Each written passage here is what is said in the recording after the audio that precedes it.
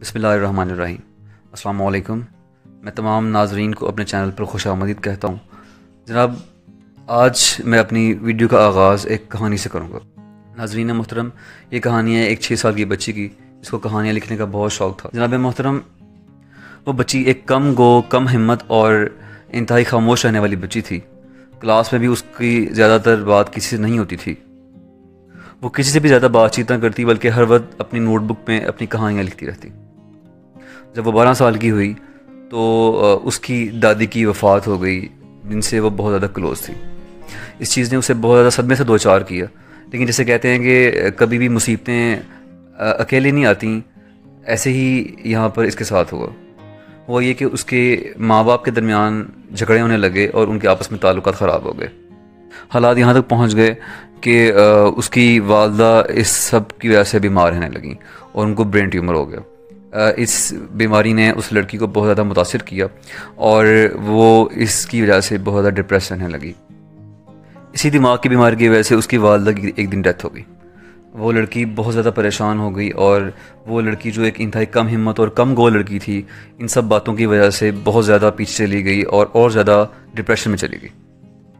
लेकिन जनाब, जैसे कहते हैं कि वक्त बहुत बड़ा मरहम होता है, ऐसे ही वक्त गुजरता गया और वो बड़ी हो गई। उसने कॉलेज और यूनिवर्सिटी पास कर ली। अब उसको नौकरी की ज़रूरत थी। एक दिन उसने अखबार में इश्तहार पढ़ा कि एक इंग्लिश टीचर की रिक्वायरमेंट है। जैसे ही उस इश्तहार के ऊपर उस लड़की की नज़र पड़ी तो उसने उस जॉब के लिए अप्लाई कर दिया, क्योंकि वो खुद इस जॉब के लिए विलिंग थी। इसी स्कूल के अंदर उस लड़की की मुलाकात एक लड़के से हुई और दोनों ने बाद में शादी कर ली। पहले स्टार्ट पर तो सब सही रहा, दोनों हंसी खुशी ज़िंदगी बसर कर रहे थे। लेकिन एक टाइम ऐसा आया जब वो लड़की डोमेस्टिक वायलेंस का शिकार होने लगी, यानी उसके शौहर ने उसको मारना पीटना शुरू कर दिया। और एक दिन ऐसा आया जब उसके शौहर ने उस लड़की को उसकी 1 साल की एक प्यारी सी बच्ची के साथ घर से बाहर निकाल दिया। और वो लड़की बेयार और मददगार थी, ना तो उसके पास कोई जॉब थी, ना उसके पास पैसे थे। वो इतनी गरीब थी कि उसके दोस्तों ने उसकी किराए का मकान लेने में हेल्प की। उसके पास इतने भी पैसे नहीं होते थे कि वो अपने लिए खाना लेकर खा सके। और कई दफ़ा ऐसा होता कि वो खाना लेती और वो खाना अपनी बेटी को खिला देती कि मेरी खैर है, मैं भूखी रह लूँगी, लेकिन मेरी बच्ची तंदुरुस्त और ठीक रहे, और उसको खाना खिला देती।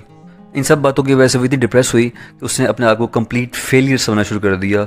उसने समझा कि वो मुकम्मल तौर पर नाकाम हो चुकी है, उसकी ज़िंदगी में कभी भी मुश्किलात ख़त्म नहीं होंगी, वो इंतहाई बदकिस्मत लड़की है। लेकिन नाज़रीन, ज़िंदगी है ना, गुजारनी तो थी, अपने लिए नहीं तो अपनी बेटी के लिए। उसने अपने बेटी के लिए स्टेप उठाने का सोचा। उसने दोबारा कलम पकड़ा और कहानियाँ लिखना शुरू कर दी, जैसे कि वो बचपन में लिखा करती थी। उसने एक नावल शुरू किया और उस नावल के 3 हिस्से लिख डाले। वो दिन रात ये काम करती और इसमें इतनी मगन हो गई कि जब तक 3 हिस्से पूरे होते, वो उन 3 हिस्सों को डिफरेंट पब्लिशर्स को, यानी वो लोग जो उसको शाया करेंगे और छाप कर लोगों तक पहुँचाएंगे, वहाँ पर भेजना शुरू कर दिया। जनाब मोहतरम, 12 मुख्तलिफ जगहों पर उस कहानी को भेजने के बावजूद भी किसी जगह पर भी उस कहानी को कबूल नहीं किया गया। हर जगह पर उसको रिजेक्ट कर दिया गया। जहाँ पर भी वो अपनी कहानी भिजवाती, हर जगह पर उसको ये बोला जाता है कि ये काबिल कबूल नहीं है, इसको हम शाया नहीं कर सकते। इस टाइम पर वो मुकम्मल तौर पर अपनी कहानी से दिल बर्दाश्ता होने लग गई। उसको लगा कि उसकी कहानी मुकम्मल तौर पर फ्लॉप हो चुकी है। लेकिन यहाँ पर जनाब उसकी खुशकिस्मती का दरवाज़ा खुल गया। एक दिन एक एडिटर, एक पब्लिशर जो ब्लूम्सबरी कंपनी में काम करता था, वो बैठा हुआ था और उसकी कहानी पढ़ रहा था। उस बंदे के साथ उसकी एक छोटी सी बेटी भी बैठी हुई थी। उस बच्ची ने अपने अब्बू को कहा कि मुझे ये कहानी पढ़ने दें। उस बच्ची ने वो कहानी पढ़ी और उसको वो कहानी इतनी इंटरेस्टिंग लगी कि वो उसके लिए क्यूरियस हो गई। उसने कहा कि अब पता नहीं 3 हिस्सों के बाद अगली कहानी में क्या मोड़ आएगा। इस चीज़ ने उस एडिटर को उभारा लड़की की कहानी को शाया करे। तो जनाब, जून 1997 1997 को 31 साल की उम्र में उस लड़की का पहला नावल मार्केट में आया और उस नावल का नाम था Harry Potter and the philosophers stone. जनाब, ये कहानी इतनी ज़बरदस्त थी कि जो लोग भी इसे पढ़ते वो इसके लिए पागल हो जाते, वो इसके लिए बेचैन हो जाते। वो कहते कि हम इसको और पढ़ना चाहते हैं।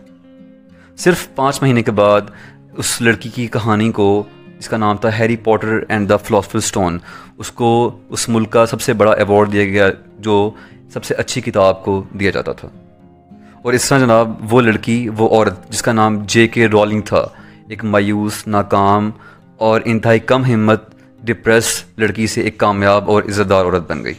जनाब मोहतरम, इस कहानी के अब तक 7 हिस्से शाया हो चुके हैं और इस कहानी पर एक फिल्म भी बन चुकी है जिसका नाम है हैरी पॉटर, जो $7.5 बिलियन का रिकॉर्ड बिल्ड कर चुकी है जनाब। और इसी कामयाबी की वजह से इन खातून को, जिनका नाम J.K. रॉलिंग था, उस दौर की सबसे अमीर तरीन ख़वातीन में शुमार किया जाता था।